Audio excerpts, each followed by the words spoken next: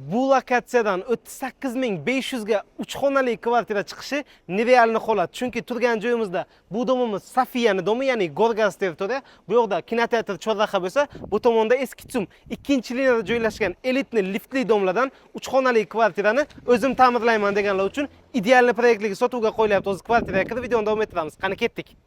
Domimiz to'liq foydalanishga topshirilgan bo'lib, liftlarimiz ishlab turibdi. Kvartiramiz 3 xonali.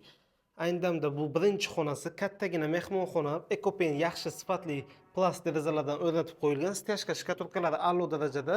Bu yoqda esa razdelni sanuzol xonalari bo'lgan. Hamma xonalarimizda katta-katta derazalar o'rnatilgan bo'lib, yorug'. Bu esa ikkinchi xonamiz, yotoqxona sifatida foydalansangiz bo'ladi.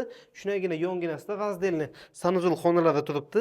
Gaz, svet, suvga shotchiklar o'rnatilgan. Bu yoqda kattagina oshxonasi, bir tomonda kuxni garnitur qilsalar, bir tomonda o'tirib choy ichadigan zonalar qoladi va oxirida kvartiramizning 3-xonasi tepadan ham manzara juda ham chiroyli ko'rinadi. Kvartiramiz 7 qavatli, g'ishtli, liftli domli 7-qavatda joylashgan bo'lib, narxidan ozgina kelishiladigan joyi bor.